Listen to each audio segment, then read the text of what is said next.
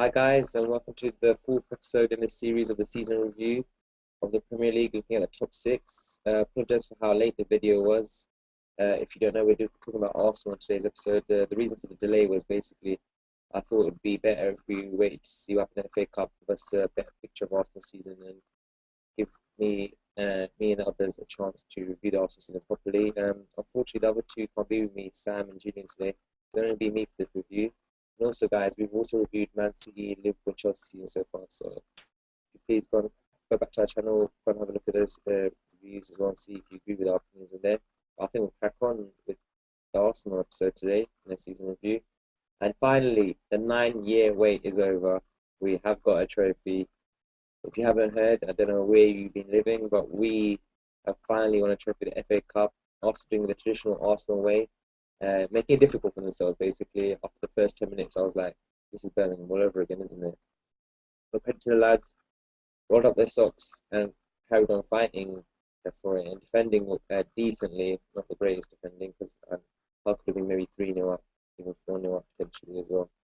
So, but we got back into it. I don't really care, to be honest, how we won it. We won it in the end.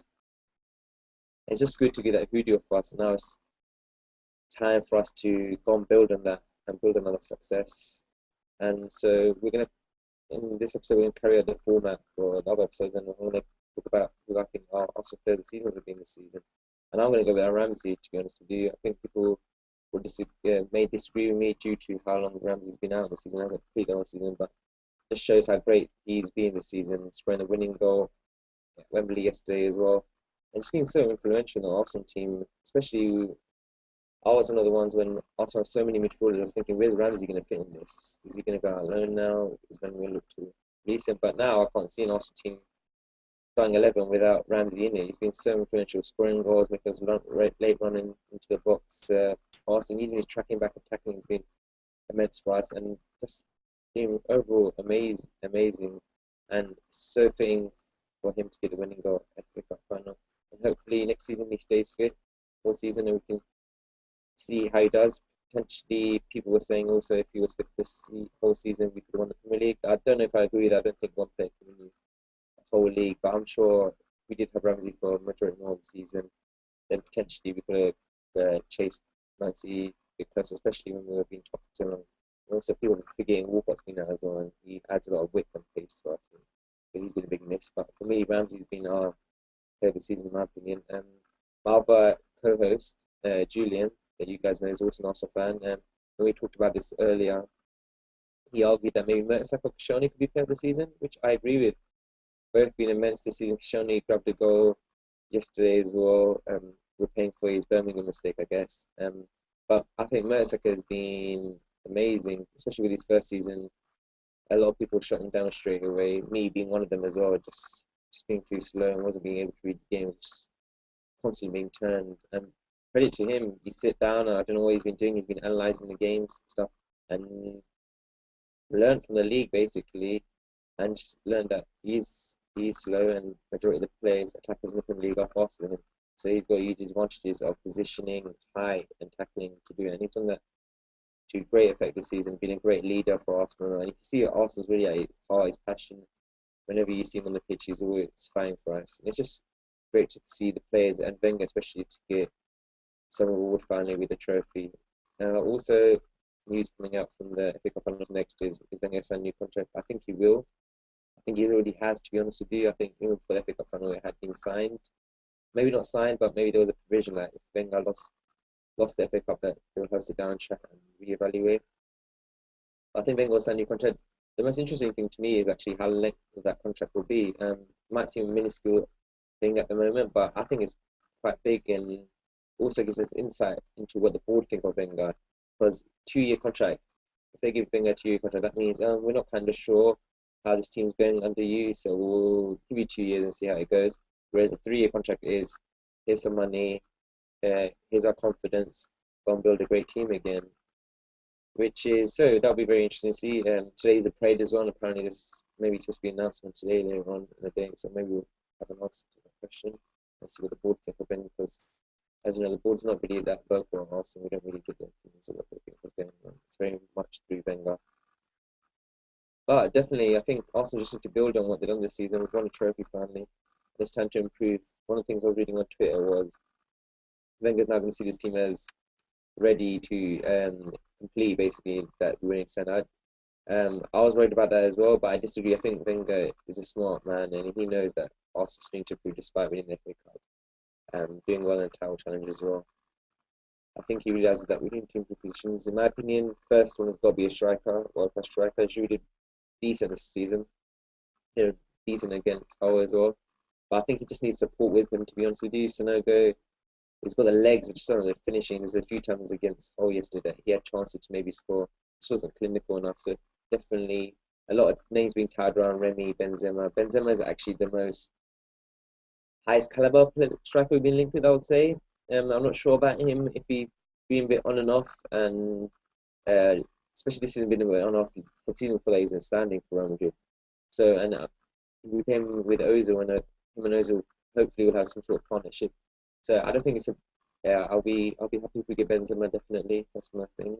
Name is Chadran, especially if Real Madrid go for Suarez, they will.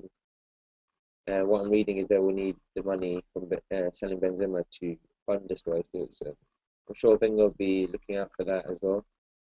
In our position, probably defensive midfielder is very important. Arteta and Fleming done a decent job, but just I don't know. It's not that quality of Arsenal quality that makes sense to you. No doubt they've been great for us this season, especially if they got their hearts on their sleeves, all that kind of stuff rolled up this season. Got on with the job, especially with Arteta, whose role is not really supposed to be defensive when he joined Arsenal. It's more of a box to box, but he's found himself being anchored on Arsenal, which he's quietly got on with and without arguing with Wenger and speaking out and saying, why am I playing this position? But I think one of the things being talked about is Lars Bender, player that I really like personally, seeing playing for Leverkusen and for Germany. Issue is that is money probably be a big issue. I don't see Wenger paying more than 20 million for Lars Bender. I think that's what Leverkusen will lose. Looking for. And I've read some newspaper reports as well that Lars Bender maybe wants to stay maybe one more season at Leverkusen, so that might not happen. And our position we fill is right back. Sange looks like he's leaving. Played his last game for us yesterday, it looks like. Nancy looks like the most likely. Man United also been talked about. The whole thing about Sange, I don't know. Last season wasn't the greatest. This season he's been better, definitely. And I think we will miss him initially when he does leave, just because of the experience and his partnership with the rest of us defenders in the back row. But I don't think it's irreplaceable either. Some names talked about there, Arue from Toulouse. To be honest with you, I don't know much about him. I haven't watched him that much. From Ivory Coast, to Toulouse. All I know is from Football Manager, to be honest. Football Manager is decent, but you can't obviously go through that. But he looks decent. Looks like that's the one that Wenger's decided from what I'm reading.